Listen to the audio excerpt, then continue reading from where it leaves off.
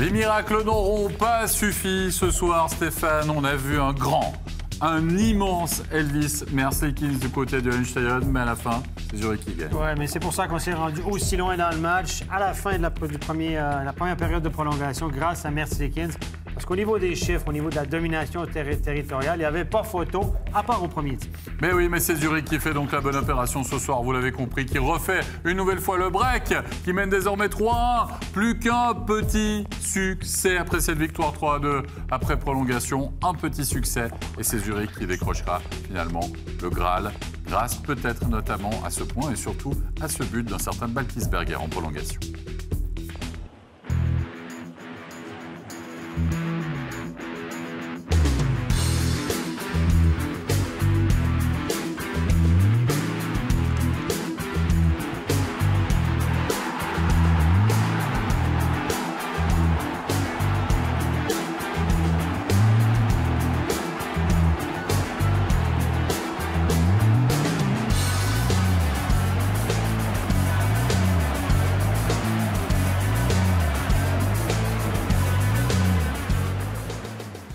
Et pour nous accompagner pour ce back-check, pour revenir sur cet acte 4 de cette finale, bien sûr, entre Zurich et Lugano, notre invité n'est autre que Freddy Bobillier. Freddy, on va revenir sur les moments importants, évidemment, de cet acte 4. On va essayer de voir également l'analyse qu'on peut en faire, comme ça, à chaud, mais déjà avec un léger recul, pour dire, tout d'abord, peut-être, dans ce match, qu'il y avait le retour de Drouchor à la place de Pascal Pétier, qu'il y avait le retour de Berny en défense à la place de Mathias Seger. C'était les deux seuls changements, tandis que du côté de Lugano, on ne change pas une équipe qui gagne. C'était la même formation, exactement la même, qu'il avait remportée lors de l'acte 3, 3-0. On s'attendait à ce que Zurich arrive comme des hélices.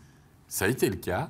Mais par contre, Freddy, après 20 minutes de jeu, c'est 2-0 pour Lugano, qui a fait preuve d'une véritable leçon de réalisme en marquant 2 fois par le jeune Vedova. C'est son premier but en Ligue nationale après 3 minutes de jeu. Ça a véritablement lancé les Luganais dans leur entreprise pour ce match, dans leur plan de match.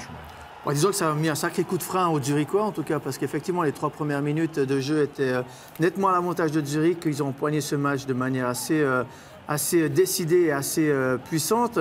Et puis, sur cette action, on voit un 4e bloc qui travaille fort. On accepte les mises en échec. Malgré la mise en échec, une belle passe de Morini pour Vedova, justement, et puis qui arrive à trouver la faille. Un peu contre le cours de ce début de match, mais néanmoins... typiquement à l'image de Lugano, très bon en contre-attaque et qui sait saisir ses opportunités. Oui, qui sait saisir en effet ses opportunités. Et puis on le voit à Zurich qui, lui, n'y arrive pas, contrairement à Lugano qui trouve, lui, le chemin des filets. Puis cette équipe du HC Lugano qui va même doubler la mise avec un certain Maxime Lapierre qui va marquer à 4 contre 5, Stéphane. Un but véritablement... coup près pour Zurich, qui n'a pas été bon sur son pipi ce soir. Non, en première période, l'exécution n'était pas là du côté de Zurich.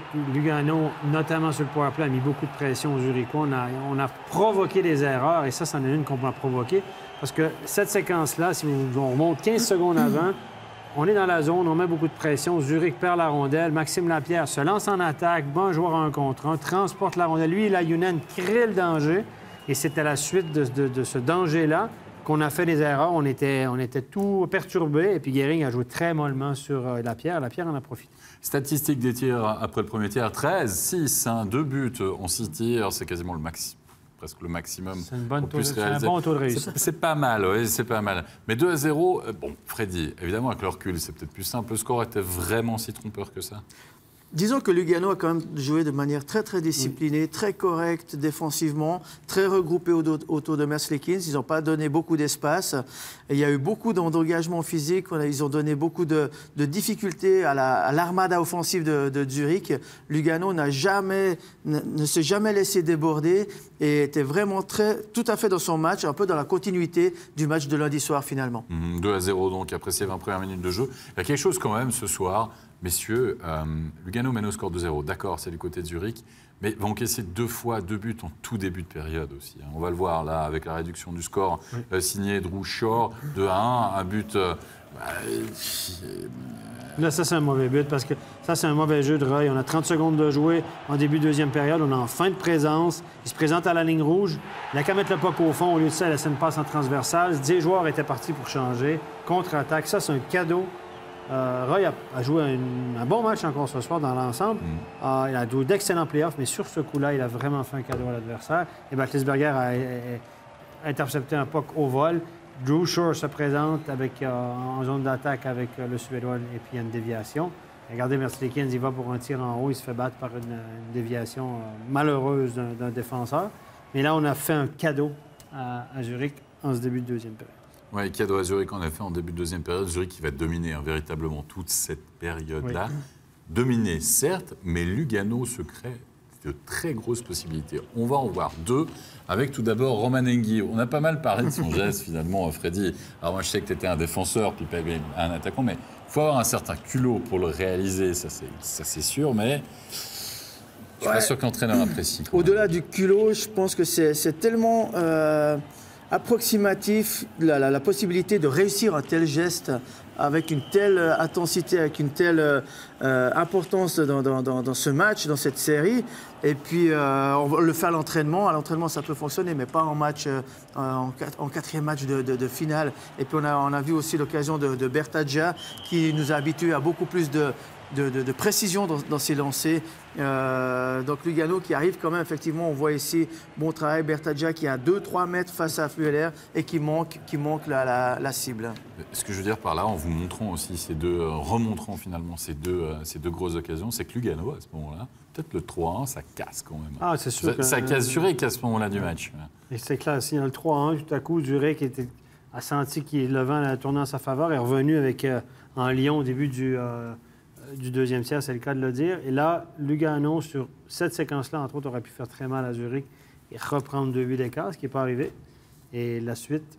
La suite, on va la voir. Après 37 secondes dans la deuxième période, Zurich marque. Après 1 minute et 21 secondes, c'est Pius Suter à la suite de cet engagement. Et là, Freddy, on est obligé de leur dire, on a vu le pauvre Sanitz, il dévie sur le premier but de Zurich. Et puis là, il ne suit pas son homme. C'est lui qui est à l'engagement, Sanitz, face à Pius Suter. Et la règle de base dans le jeu défensif, c'est que le centre, s'il perd son engagement, il reste avec son vis-à-vis. Et on voit qu'ici, Sanitz se trouve un peu dans un no man's land. Il surveille personne. Incompréhension entre les deux défenseurs parce qu'il se retrouve en infériorité numérique, finalement. Parce que Sanitz a lâché son homme. Et puis, le tir de Marty à la ligne bleue, il faut lui donner du crédit également. Parce que ce tir était volontaire. Suter était seul à côté de Merzlikins. Et le tir n'était pas un tir en direction du but, mais un tir pour déviation sur la canne de Pius Suter. Et Sanitz aux engagements ce soir, messieurs, 3 fois gagné, 13 perdus, a été mauvais sur les engagements. De façon générale, Lugano a été dominé aussi au niveau des engagements. C'est 38-21 en faveur de Zurich. Il y a un certain Drew Shore qui en a gagné 13 à lui tout seul. On l'a dit, il est très, très bon au sac de mise en jeu, Drew Shore, et c'est un grand apport dans la ligne. Si on vient au scénario du match, messieurs, donc on voit Zurich vient d'égaliser, on vous a parlé de la deuxième période, Zurich qui domine, et Lugano qui se crée les plus grosses occasions. Finalement, c'est presque ça, nouvelle possibilité, Stéphane, pour Lugano de reprendre l'avantage avec le premier bloc qui a été très présent, qui a été très bon. Très bonne entrée de zone, très bonne entrée de zone, bonne triangulation, la passe pour Lapierre. Et là, Lapierre, on l'a analysé en fin de la deuxième période ou à la fin du troisième tiers. Le puck est un peu court pour lui, donc il ne peut pas le soulever. Et là, regardez bien ce qu'il fait. Il peut s'arrêter, il continue dans son geste. Avec le haut du corps, bouscule le Fueller. Sheppy s'en prend à lui, évidemment. Puis là, une empoignade va s'en suivre. Résultat des courses, Lapierre a obtenu exactement ce qu'il voulait. C'est-à-dire que Sheppy a coupé 2+2 et lui seulement 2 minutes. Alors, à notre sens, nous, sur le plateau, on a dit que c'était vraiment l'instigateur, c'était Lapierre. C'est lui qui bouscule inutilement le gardien. Donc, on aurait dû au moins s'égaliser sur la... Après, il y a cette grosse période, messieurs, où Zurich va bénéficier de 2 minutes plus 2 minutes de supériorité numérique. Et là, Freddy, rien, quasiment rien. Un tir de Peterson, mais j'ai envie de dire le néant. De nouveau, c'est un élément supplémentaire. Et on le verra ensuite, après, au niveau de la prolongation, où on se dit, Mais tu parles souvent d'étoiles qui sont alignées. Mais j'ai l'impression que les étoiles, elles étaient alignées pour Lugano, finalement, ce soir, Freddy. Oui, tout allait bien pour Lugano, mais là, cette situation à 5 contre 4, elle reflète assez bien l'image de ce match ce soir, où Zurich est en possession du palais, mais n'arrive pas à trouver la faille face à Merzlikins. Et puis, plus on avance dans le match, plus ça devient compliqué. Et de dire les efforts qu'il a fallu à Zurich pour battre ce gardien qui était dans un état second ce soir, vraiment.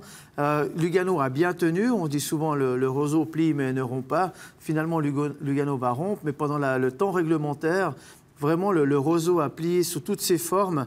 Et puis, c'était compliqué pour Zurich.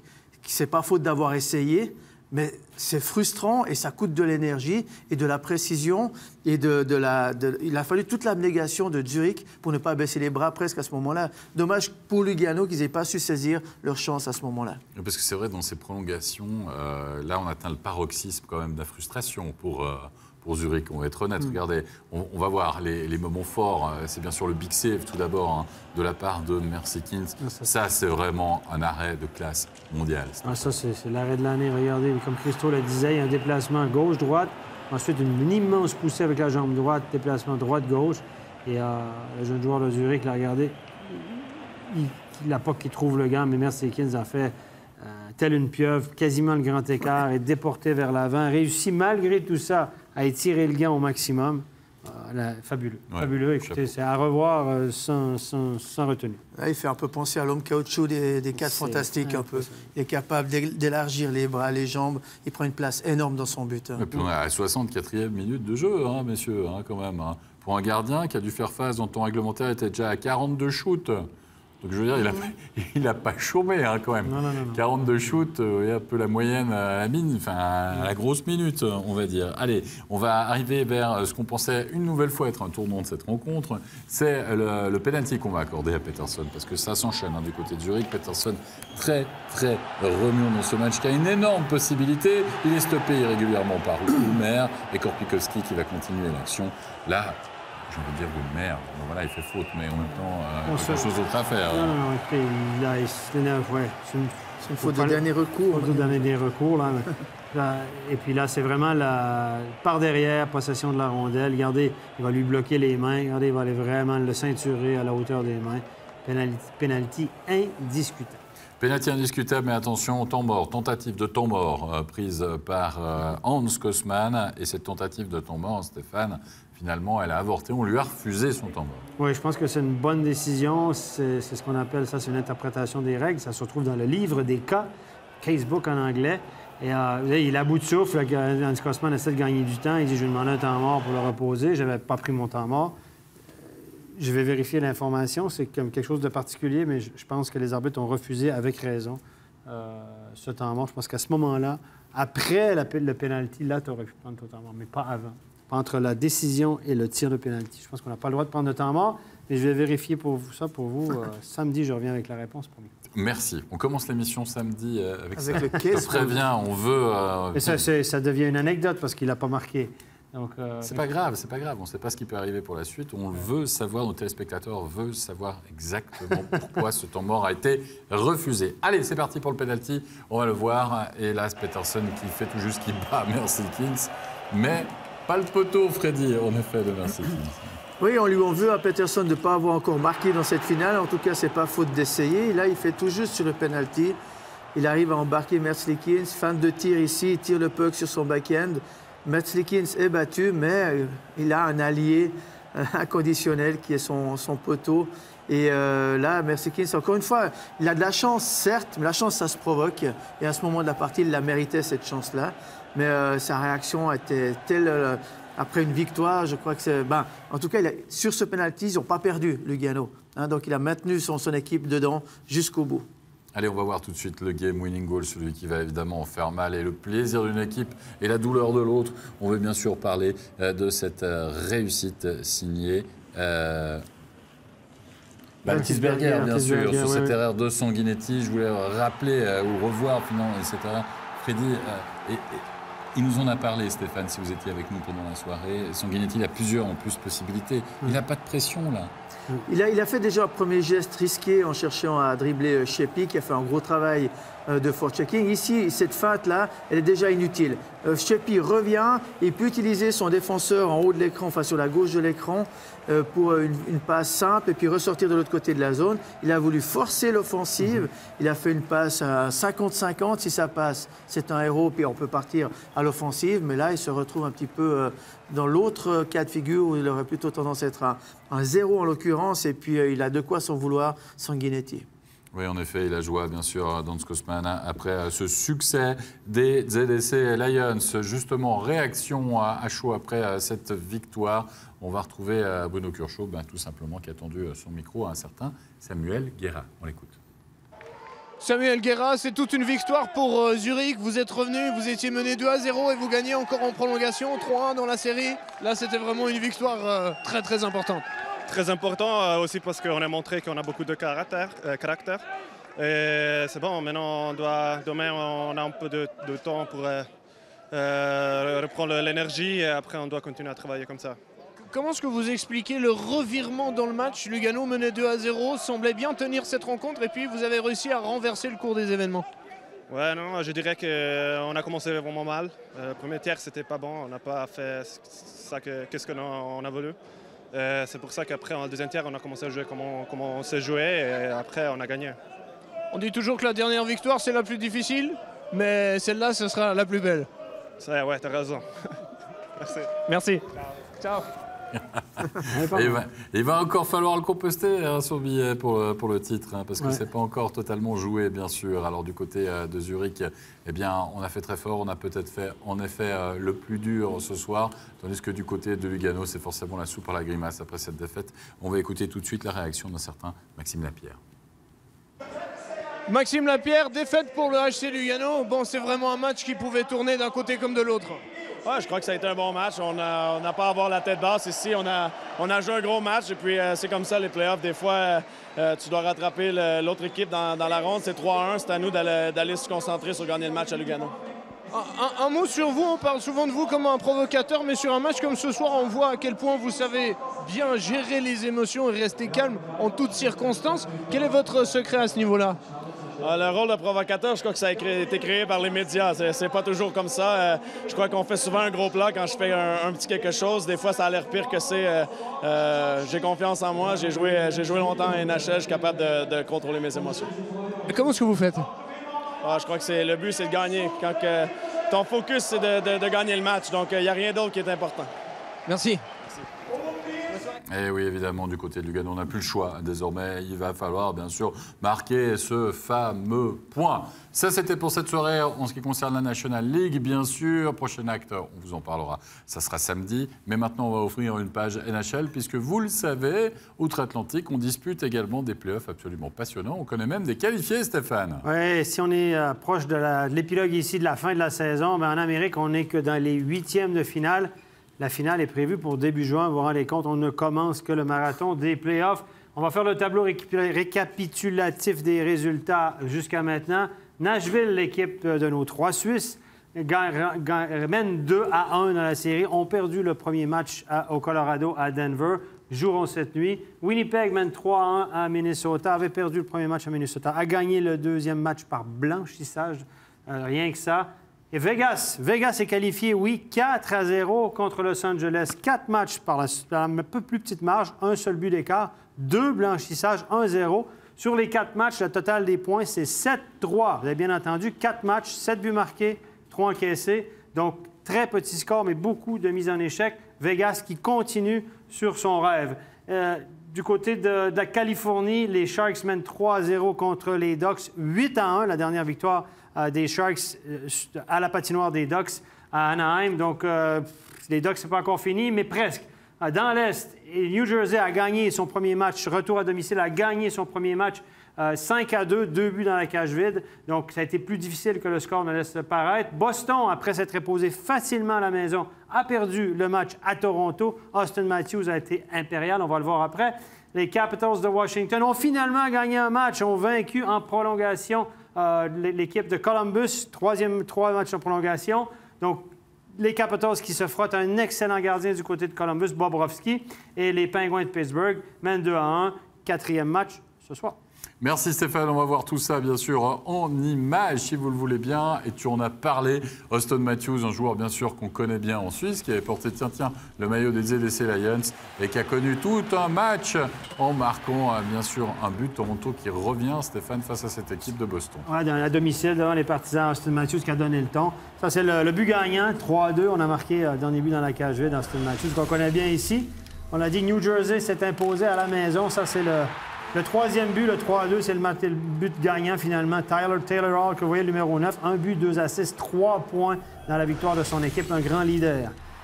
Et du côté de Colorado, Nathan McKinnon, une grande vedette aussi, a marqué 2 buts dans la victoire des siens. Et ça, c'est un but en penalty. Pekkarinen, d'ailleurs, qui a connu un mauvais match, le gardien, a été chassé de la rencontre. Columbus a perdu, mais ce but-là est de toute beauté. Panarin, bel échange de rondelles, quelle pièce de jeu. Et les Blue Jackets se sont quand même inclinés. Et ça, c'est la victoire des Jets de Winnipeg, 2-0. Mike Shifley a marqué 2 buts, le numéro 55, 2-0. Et Connor Hellebuyck, le gardien de Winnipeg, a réussi un blanchissage qui a été dominant toute la saison. Et ça, c'est le 1-0, le but de la victoire finalement de Vegas, un but de McNabb. On va s'imposer, comme on l'a dit, par la plus petite marge, 1-0. Beaucoup de scores serrés. Ça, c'est en toute fin de match. Regardez l'arrêt du bout de la mitaine de Fleury. Fleury qui a réalisé 2 blanchissages dans cette série. Marc-André Fleury, plus de 95 d'efficacité, 31 shoots, 31 arrêts. Il est dominant et il mène cette concession depuis le début de la saison. Première équipe qualifiée, Freddy, pour le tour suivant des playoffs. C'est une équipe qui est composée de joueurs qu'on ne voulait plus dans les autres clubs. À peu de choses près. Hein. Oui. J'exagère, mais ça peut être ça. C'est des joueurs qui n'ont pas été protégés par leur club. En guillemets, une liste de protection. C'est une histoire quand même assez formidable. On a fait, George McPhee, le DG, a fait un excellent travail. Mais je pense que c'est aussi la cohésion d'un groupe, finalement. Comment se trouvent les gens? Souvenez-vous, je ne sais plus en quelle année c'était, quand l'équipe du Danemark en foot avait été repêchée en 92. En 92. Et puis, ils étaient tous en vacances sur les plages, etc. Et puis, c'est juste par des copains qui se sont retrouvés à faire une équipe. Et puis, finalement, c'est peut-être ça. Quand on a une bonne cohésion de groupe, on parlait tout à l'heure de la finale Lugano-Ambry à l'époque. Ambry avait une grosse équipe, soi-disant, terminé premier du championnat. Mais finalement, ce qui faisait la force de cette équipe, c'était la cohésion à l'intérieur du groupe. On était tout le temps à faire des choses ensemble et on travaillait les uns pour les autres. Et c'est ce qui se passe certainement du côté de Vegas. En tout cas, ce serait vraiment... C'est une belle histoire, en tout cas. Incroyable. Ça l'est déjà, mais... C'est la première fois qu'un club d'expansion de nouvelle franchise connaît une aussi grosse saison. C'est la première fois qu'il gagne la première série 4-0, évidemment. Donc, c'est une histoire... Contre les Kings, qui est une équipe de play-off. Les Kings, c'est une équipe de play-off, une équipe physique, une équipe difficile à manœuvrer. Était quasiment un favori dans l'Ouest. 4-0. Bon, évidemment, 4 buts par la marge d'un seul goal. Mais c'est là qu'on voit les bonnes équipes. Et il y a un entraîneur là-bas, Gérard Galland, qui avait été licencié. Il était assistant avec les Canadiens de Montréal, avait été engagé aux Florida Panthers, a été licencié en Floride. Pas assez bon. Et là, il a une très, très bonne réputation du côté de Vegas. Il réussit à faire des miracles avec cette équipe. Puis là, à Vegas, le hockey c'est roi maintenant. Hein? C'est le sport en importance. Et il y a des gens qui critiquaient la décision de la NHL d'aller encore une fois dans le désert parce qu'en Arizona, ça ne fonctionne pas. On est en déficit chaque année. Et puis, évidemment, le Gary Bettman voulait une équipe à Vegas. Il a été critiqué pour cette décision-là. Et là, ça marche. C'est tout le temps plein. Les billets sont vendus. La ville est hockey. C'est l'équipe, on l'a vu, c'est l'équipe qui vend le plus de maillots et d'articles promotionnels de toute la Ligue. Ouais. Juste ça. Oui.